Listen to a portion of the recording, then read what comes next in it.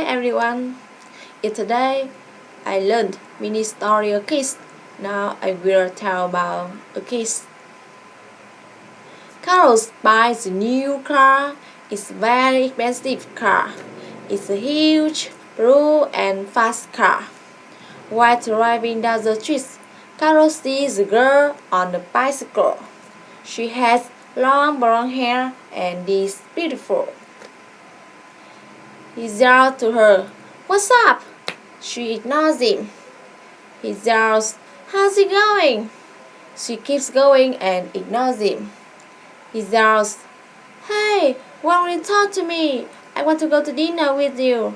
I'll take you to an expensive restaurant." The girl turns, gets off the bike, and looks at him. She says, "I don't want to go to dinner, but if you give me the car, I will take you a surprise." Carol says, "Okay."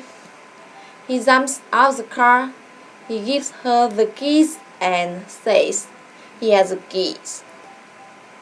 The beautiful blonde takes the key and then kisses Carol on the cheek. Then she jumps into the car and drives away. Carol stands on the sidewalk. Now he has no car and no girl. He says, "That's it, just a kiss on the cheek." He gets on her bike and rides home.